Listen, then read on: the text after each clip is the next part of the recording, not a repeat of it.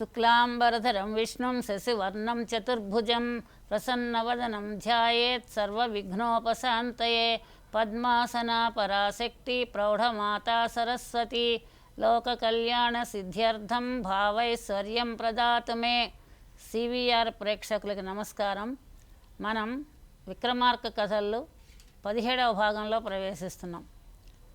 పూర్వభాగంలో విక్రమార్క మహారాజు పలాస నగరంలో బ్రాహ్మణుణ్ణి రక్షించి రాక్షసుని ద్వారా ఎంతోమంది నశించిపోతూ ఉన్నటువంటి ఆ నగరంలో ఉన్నటువంటి బ్రాహ్మణుని రక్షిస్తూ తనే ఆ రాక్షసుడికి ఆహారంగా వెళ్ళినప్పుడు ఆ రాక్షసుడు నీలాంటి ధర్మాత్ముని చంపలేను అని చెప్పి ఏదైనా వరం కోరుకోమనగా విక్రమార్కుడు ఇక మీదట ఈ నగరంలో ఉన్నటువంటి మానవుల్ని తినకు అని చెప్పాడు. అలాగేనని చెప్పి ఆ రాక్షసుడు కూడా వరం ఇచ్చాడు. ఈ రకంగా వరం ఇచ్చిన తర్వాత రాక్షసుడు భార్య రాక్షసి అడిగింది.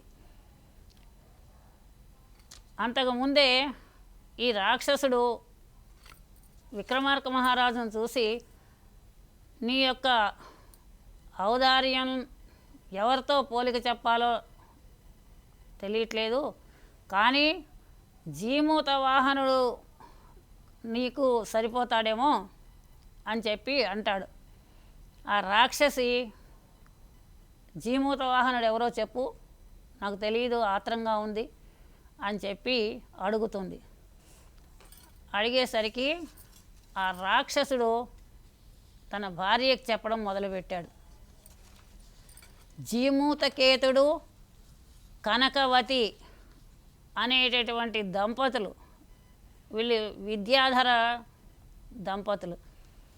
యక్షులు, కిన్నరులు, విద్యాధరులు, నాగులు, ఇలా కొంతమంది గంధర్వులు మొదలైనటువంటి వాళ్ళు, కొంతమంది దేవతా జాతికి చెందినటువంటి వారు. అలాంటి వాళ్ళల్లో విద్యాధరుడు కూడా ఒకడు, విద్యాధర జాతి. అలాంటి జాతికి చెందినటువంటి వాడు ఈ జీమూత కేతుడు అనేటటువంటి వాడు. జీమూతం అంటే మేఘం, మేఘమే కేతువుగా కలిగినటువంటి వాడు. కేతువు అని అంటే ఒక జెండా అన్నమాట, జెండాని కేతువు అని అంటారు. జీమూతమే కేతువుగా కలిగినటువంటి వాడు అని అర్థం. జీమూత కేతుడు అంటే అతని భార్య కనకవతి. అలాగే ఈ దంపతులకి జీమూత వాహనుడు అనేటటువంటి పేరు గల ఒక కొడుకు ఉన్నాడు. ఈ జీమూత కేతుడు విద్యాధర రాజు. అయితే జీమూత వాహనుడికి జీమూతకేతుడు రాజ్యానికి పట్టాభిషేకం చేసి, అతనికి యుక్త వయస్సు వచ్చిన తర్వాత పట్టాభిషేకం చేసి, నాయనా ఇంకా రాజ్యపాలన భారాన్ని నువ్వే వహించు, ఇంకా మేము అలసిపోయాము, అడవుల్లోకి వెళ్ళి మేము తపస్సు చేసుకుంటాం. వానప్రస్థాశ్రమం మనకి బ్రహ్మచర్య, గృహస్థ, వానప్రస్థ, సన్యాస అనేటటువంటి 4 ఆశ్రమాలు ఉన్నాయి. బాల్యావస్థ అయింది, యవ్వనం అయింది, బ్రహ్మచర్యం అయింది, గృహస్థం అయింది, ఇంకా వానప్రస్థం అంటే బ్రహ్మచర్యం అయింది. మళ్ళీ చెప్తాను. బ్రహ్మచర్య, గృహస్థ, వానప్రస్థ, సన్యాస అనేవి 4 ఆశ్రమాలు మనకి. బ్రహ్మచర్యాశ్రమం అయిపోయింది. బ్రహ్మచర్యాశ్రమంలో విద్యా చదువుకోవడమే ప్రధానం, విద్యాభ్యాసం. బ్రహ్మచర్యాశ్రమంలో విద్యాభ్యాసం చెయ్యాలి. ఆ తర్వాత గృహస్థాశ్రమం, వివాహము, సంతానము. ఆ పిల్లలు పెరిగి పెద్దవాళ్ళు అయిన తర్వాత ఇంకా వానప్రస్థాశ్రమం, అడవుల్లోకి వెళ్ళి ఆకులు అలములు తింటూ భోజనాలు తగ్గించుకొని ఆరోగ్యాన్ని బట్టి ఆహారం తీసుకుంటూ భగవంతుణ్ణి సేవించుకుంటూ కాలక్షేపం చెయ్యాలి. అటువంటి ఆశ్రమం వానప్రస్థాశ్రమం. ఈ వానప్రస్థాశ్రమానికి వెడతాం మేము, నువ్వు రాజ్యాన్ని పరిపాలించుకో, ఇంకా బాధ్యత నీదే అని చెప్పి ఆ జీమూత కేతుడు జీమూత వాహనునికి రాజ్యాన్ని అప్పచెప్పి వెళ్ళిపోయాడు.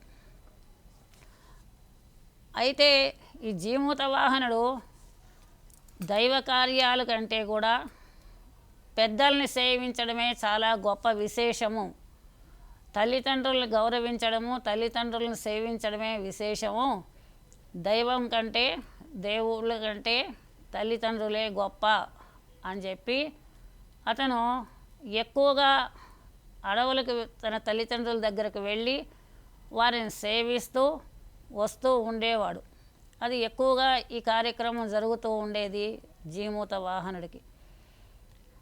ఇలా ఉండగా ఒక రోజున జీమూత వాహనుడు అడవికి వెళ్ళి తల్లిదండ్రులని సేవించడం అంటే ఒక మంచి మాట మాట్లాడితే చాలు. అలాగే ధర్మవ్యాధుడు తల్లిదండ్రుల దగ్గరకు వెళ్ళి, అమ్మ నాన్నగారు మీకేమన్నా లోటుగా ఉందా, మీకేమన్నా కావలసినవి ఉన్నాయా అని అడిగితే, నాయనా నీ అంత కొడుకు ఉండగా మాకు ఇంకా ఏం కావాలి అని చెప్పి వాళ్ళిద్దరూ కూడా అలా అంటారు. అంటే వృద్ధాప్యంలో ఒక మంచి మాట ఆదరణ అవసరం. అందుకని ఈ రాజు కూడా తల్లిదండ్రుల దగ్గరికి వెళ్ళి వాళ్ళతో కాసేపు కాలక్షేపం చేసి వాళ్ళకి కావలసినవి ఏమైనా ఇచ్చి అతను వస్తూ ఉండేవాడు. ఇలా ఉంటూ ఉండగా ఒక రోజున మార్గ మధ్యలో మలయవతి అనేటటువంటి ఒక సుందరాంగి కనపడింది.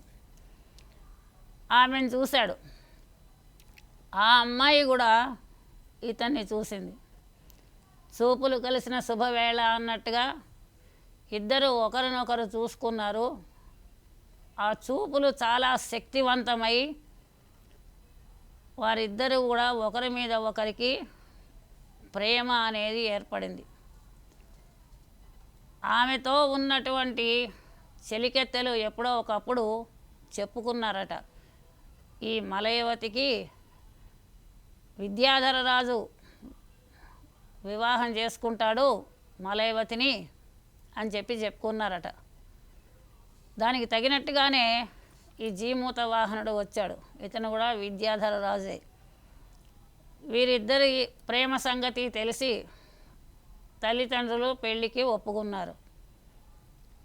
ఎప్పుడైనా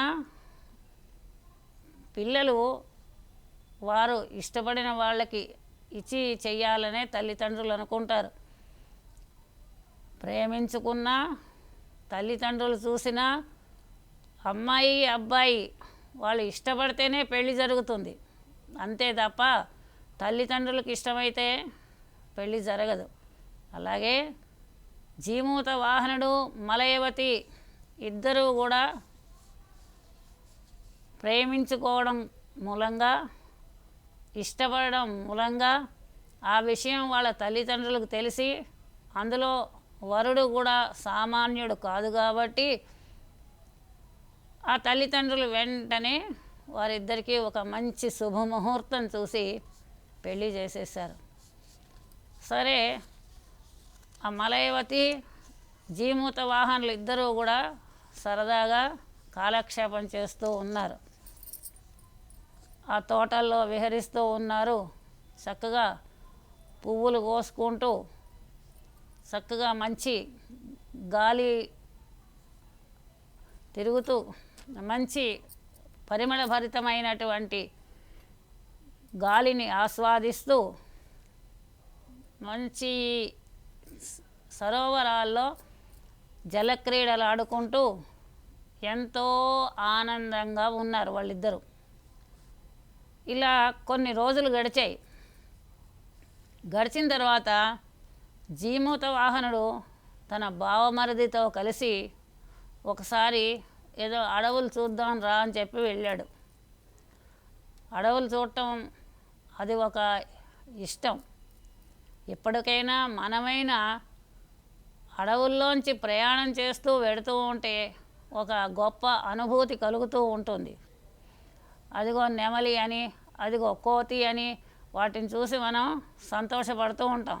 సరే, ఇంకా భయంకరమైన పులులు సింహాలు వస్తే భయపడతాం, అది వేరే విషయం.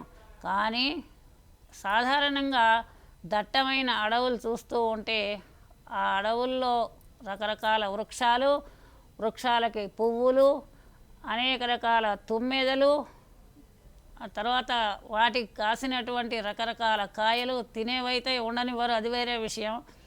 తిననివి కొన్ని ఉంటాయి కదా కాయలు, మనం తినలేనివి, మనకి తినడానికి మనకి పనికిరానివి, అంటే మనం అవి తినచ్చు అని మనకి తెలియవు కొన్ని పదార్థాలు కానీ, కొన్ని కాయలు కానీ, కొన్ని ఆకులు కానీ, అలాంటివి ఉంటాయి. ఇంతేకాకుండా మంచి పరిమళ భరితమైనటువంటి గాలి ఉంటుంది. ఇంత చక్కనైనటువంటి వాతావరణం కలుగుతూ ఉంటుంది మనం అడవికి వెడుతూ ఉంటే, దాన్ని ఆస్వాదిస్తూ ఉంటాం. ఇంతేకాకుండా చిన్న చిన్న సెలయేళ్ళు, కొంగలు, రకరకాలైనటువంటి ఆనందం.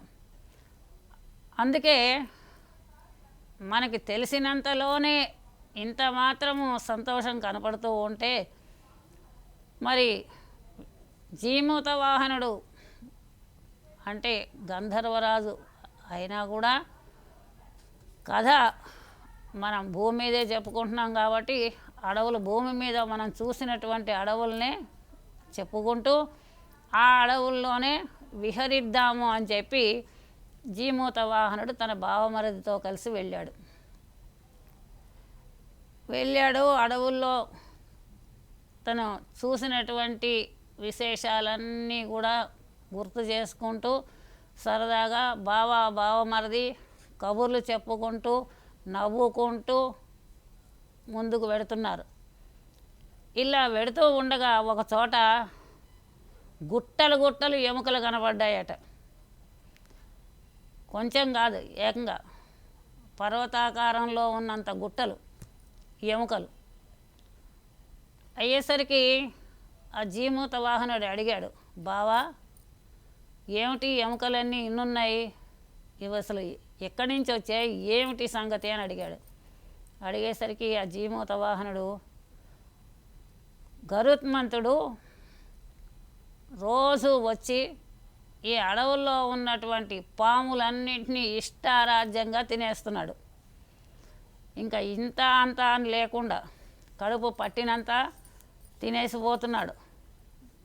దానివల్ల ఆ పాముల మాంసం అంతా తినేసి ఆ ఎముకలు ఏవైతే ఉన్నాయో ఇక్కడ పడేసిపోతున్నాడు. దీని మూలంగా ఈ పాముల ఎముకలే గుట్టలు గుట్టలుగా ఏర్పడ్డాయి.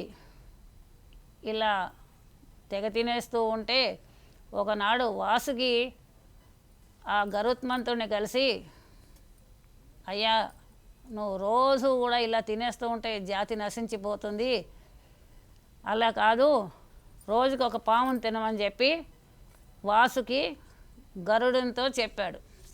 సరే, గరుత్మంతుడు కూడా ఒప్పుకున్నాడు. ఇన్ని తినేస్తే ఆయనకు కూడా అజీర్తి అనేది ఏమైనా ఏర్పడిందో ఏమో, అందుకని మితంగానే తింటానులే, మీరు ఇచ్చినటువంటి ఒక పామునే తింటాను అని చెప్పాడు గరుత్మంతుడు. సరే, అప్పటి నుంచి రోజుకి ఒక్కొక్క పాముని తింటున్నాడు. అలా అక్కడ కూడా ఆ పుట్టల్లో నుంచి ఒక్కొక్క పుట్ట నుంచి ఒక్కొక్క పాము వస్తూ ఉంటుంది. ఆ గరుడు తింటూ ఉన్నాడు. ఇలా ఉంటూ ఉండగా అక్కడికి శంఖచూడు అనేటటువంటి పాము, అది ఎర్రని బట్టలు కట్టుకొని అది వచ్చింది. పాము బట్టలు కట్టుకుంటుంది అని అంటే మనం కొన్ని కథల్లాగే చూడాలి. సరే, ఆ పాము వెనకాల దాని తల్లి అది ఏడుస్తూ వస్తోంది. కొడుకు చచ్చిపోతాడంటే మరి తల్లికి ఏడిపే కదా, కొడుకే కాదు ఎవరు చచ్చిపోయినా ఏడిపే. కాబట్టి అంటే ఎవరు చచ్చినంటే బంధువర్గంలో, అంతేకాకుండా తన కొడుకు అంటే కడుపు తీపి ఉంటుంది కాబట్టి అది ఏడుస్తోంది శంఖచూడు అనే పాము తల్లి. ఈ సంగతి చూశాడు జీమూత వాహనుడు. ఆయనకి చాలా బాధ కలిగింది, దయ కలిగింది. అందులో ఆయనకి తల్లిదండ్రులంటే ఎక్కువ ప్రేమ కాబట్టి, ఆ తల్లి అలా దుఃఖిస్తోంది కాబట్టి, దుఃఖించేది మాతృమూర్తి కాబట్టి, అమ్మ అనేటటువంటి మాటలోనే అమృతత్వం ఉంది, అమ్మ అనే మాటలోనే ప్రేమ ఉంది. అటువంటి తల్లి కొడుకు కోసం వెలువెల్లాడుతూ ఏడవడం చూసి ఆ జీమూత వాహనుడికి చాలా బాధేసింది. బాధేసి అతను ఆ శంఖచూడుడు కట్టుకున్నటువంటి బట్టలు, ఎర్ర బట్టలు ఏవైతే ఉన్నాయో నాకు ఇవి నేను కట్టుకుంటాను, నేను ఇవాళ గరుత్మంతుడికి ఆహారంగా పెడతాను అని అన్నాడు. అందుకు శంఖచూడుడు ఒప్పుకోలేదు. వద్దు, ఇది నేను వెళ్ళవలసినటువంటి రోజు ఆహారంగా గరుత్మంతుడికి, నేనే ఆహారం అవుతాను, నువ్వేమీ వద్దు అని చెప్పాడు. ఎంత బతిమాలినా కానీ ఆ జీమూత వాహనుడు శంఖచూడుడు ఒప్పుకోలేదు జీమూత వాహనుడు ఆహారంగా వెళ్ళటానికి. ఇంతలో ఈ జీమూత వాహనుడు కొత్త పెళ్లి కొడుకు కాబట్టి అప్పటికి కొన్ని రోజులే అయింది పెళ్ళై. కొత్త పెళ్లి కొడుక్కి అత్తగారు వాళ్ళు ఎర్ర పట్టుబట్టలు పంపించారట, వాళ్ళ ఆచారంటది. ఆ ఎర్ర పట్టుబట్టలు పంపించడం అనేది ఇక్కడ కలిసి వచ్చిందనమాట. వెంటనే ఆ జీమూత వాహనుడు ఎర్ర పట్టుబట్టలు కట్టుకొని ఎక్కడికైతే ఆ గరుత్మంతుడు వస్తాడో అక్కడ కూర్చున్నాడు. సరే, ఇంతలో గరుత్మంతుడు వచ్చాడు భోజనం చేయడానికి. సత్రం భోజనం మఠం నిద్ర అన్నమాట ఆ గరుత్మంతుడికి కూడా. ఇక్కడ భోజనం చేస్తాడు, ఎక్కడో గుట్టల మీద ఎక్కడికి వెళ్ళి పడుకుంటాడు. ఫ్రీ ఫుడ్ అనమాట, ఉచిత పథకం, ఉచిత ఆహార పథకం. కాబట్టి ఆయన భోజనం చేయడానికి వచ్చాడు. ఎర్ర బట్టలు కట్టుకున్న జీమూత వాహనుడు కనిపించాడు. అంటే ఎరుపు ఆకర్షణ పాములు గరుత్మంతుడికి ఎరుపు ఆకర్షణ అనుకుంటున్నా. అంటే అక్కడ ఎర్ర బట్టలు కట్టుకుంటున్న వాడు ఎవడైతే ఉన్నాడో వాడిని తినాలి అని. సరే, ఈ ఎర్ర బట్టలు కట్టుకుని కూర్చున్నాడు జీమూత వాహనుడు. వాడిని తినడానికి వచ్చాడు. వచ్చి ముక్కుతోటి పొడిచి ఆ మాంసాన్ని తింటూనే ఉన్నాడు. తింటున్నాడు, కాసేపు ఎగురుతున్నాడు, వస్తున్నాడు. ఇలాగా ఆ ముక్కు మాంసాన్ని కరుచుకుని అటు ఇటు ఎగురుతున్నాడు, వస్తున్నాడు. సరే, ఇలా ఉంటూ ఉండగా కొన్ని మణులు ఏవైతే ఉన్నాయో అవి ఆ శరీరం మీద ఉన్న మాంసానికి అంటుకొని అవి రాలి పడిపోయాయట నేల మీద. అన్నం తింటారు కానీ ఎవరైనా అన్నంతో వచ్చినటువంటి రాళ్ళని తింటారా? అలాగే వాడు కూడా మెత్తనైన పాము మాంసాన్ని తింటాడు కానీ దానిలో వచ్చినటువంటి రాళ్ళు ఏవైతే ఉంటాయి వాటిని తినడుగా. మనిషి ఇక్కడ జీమూత వాహనుడు కాబట్టి ఇతని శరీరం కూడా మాంసం మెత్తగానే ఉంటుంది కాబట్టి ఇతని శరీరంలో ఉన్నటువంటి శరీరం మీద ఉన్నటువంటి ఆభరణాలు, ఇతని శరీరం మీద ఉన్నటువంటి ఆభరణాలు ఏవైతే ఉన్నాయో అవి నవరత్నమయాలు కాబట్టి ఈ మాంసం తీసినప్పుడు ఆభరణాల్లో ఉన్నటువంటి నవరత్నాలు కూడా ఎగిరి రాలి కింద పడుతూ వచ్చాయి. సరే, ఈ ప్రకారంగా గరుత్మంతుడు జీమూత వాహన్ని తింటూనే ఉన్నాడు. పొద్దుననగా వెళ్ళాడు, ఇంకా ఇంటికి రాలేదు. ఎక్కడికి వెళ్ళిపోయాడో ఏమో. బావమరిది ఇద్దరూ కనిపించట్లేదు అని చెప్పి అల్లుడిని గురించి విచారిస్తూ కొడుకు తీసుకుని వెళ్ళాడు వీడిని అని చెప్పి ఆ తల్లిదండ్రులు, ఆ అమ్మాయి తల్లిదండ్రులు, ఈ జీమూత వాహనుడు తల్లిదండ్రులు అడవుల వెనకాల వెతుక్కుంటూ వచ్చారు. ఇలా వస్తూ ఉండగా దారిలో మణులు కనపడ్డాయి. కెంపులు, వజ్రాలు, గోమేధికాలు, పుష్యరాగాలు, తర్వాత ఇంకా రకరకాలైనటువంటి నవరత్నాలు కూడా కనపడ్డాయి. రకరకాలైన నవరత్నాలు కూడా కనపడ్డాయి. అక్కడక్కడ మాంసం ముద్దలు కూడా కనపడ్డాయి. వాటిని ఆధారంగా తీసుకొని, ఆనవాలుగా తీసుకొని ఉయ్యాల వారిద్దరూ కూడా ఆ ప్రాంతానికి వచ్చారు. మాంసం ముద్దలు, మణులని ఆనవాలుగా తీసుకొని ఆ ఉయ్యాల వారు ఆ వధ్యశిల దగ్గరికి వచ్చారు. వచ్చేసరికి అక్కడ ఏం దృశ్యం కనపడింది వీళ్ళిద్దరికీ అంటే, శంఖచూడుడేమో గరుడుడా, ఓ పుణ్యాత్ముడా, నువ్వు మా జాతికి ఇంతవరకు ఎంతో మేలు చేసావు, అంటే ఇంతమందిని తినేయడం మేలా అని అంటే, అందరినీ ఒక్కసారి కాకుండా ఒక్కొక్కళ్ళని ఒక్కొక్కసారి తింటున్నావు, అంటే ఒక్కొక్క పాముని ఒకసారి తింటున్నావు. అన్నీ ఒకసారి తినేసి తిన్నంత తిని పడేసినంత పడేసి కాకుండా, ఇప్పుడు మన దగ్గర కూడా ఆహారం అంటే పాముల విషయం పక్కన పెడితే కొన్ని వివాహాల్లో చూసినట్టయితే ఆ పెళ్ళిళ్ళకి వెళ్ళి ఆ పళ్ళాల్లో ఇష్టం వచ్చినట్టుగా ఆహార పదార్థాలు పెట్టించుకొని తిన్నంత తింటారు, మిగిలింది పడేస్తారు. ఆ పడేయడం అనేటటువంటి మాట పక్కన పెడితే, కావాల్సింది మాత్రమే తింటే, కావాల్సింది మాత్రమే తన పళ్ళెంలో పెట్టుకుంటే ఆ మిగిలిన పదార్థం ఇంకోళ్ళు ఎవరైనా తినడానికి అవకాశం ఉంటుంది, ఆహారం. సరే, ఇది ఈ విషయం అయితే, అప్పటి వరకు ఆ గరుత్మంతుడు తనకి ఎంత కావాలో అంతే తినకుండా మొత్తం అన్ని పాముల్ని పట్టుకుపోతూ తిన్నంత తిని మిగిలిన వాటిని చంపి ఇటు అటు పడేశాడు. అలా కాకుండా ఇక్కడ ఉపకారం ఏమిటి అంటే, తనకి ఎంత కావాలో అంతే రోజుకు ఒక్క పామే తినడం వలన మిగిలిన పాములన్నీ కూడా రక్షించబడ్డాయి. అది ఉపకారం. కాబట్టి నువ్వు మాకు ఎంతో ఉపకారం చేశావు ఇప్పటిదాకా, ఒక్కొక్కళ్ళనే తిని, కాబట్టి ఈరోజు నువ్వు నన్ను తినవలసిందే, నేను నీకు ఆహారం అవుతాను అని విపరీతంగా బతిమాలుతున్నట్ట ఆ గరుత్మంతుణ్ణి. శంఖచూడు దాని ముక్కు చేత ఆహారం తినబడుతూ, అంటే ముక్కుతోటి పొడిచి పొడిచి మరి తింటూ ఉంటుంది కదా శరీరాన్ని, జీమూత వాహనుడి శరీరాన్ని పొడిచి పొడిచి అది తింటూ ఉంటుంది కదా. మరి పొడిచినప్పుడల్లా ఇతనికి బాధే కదా.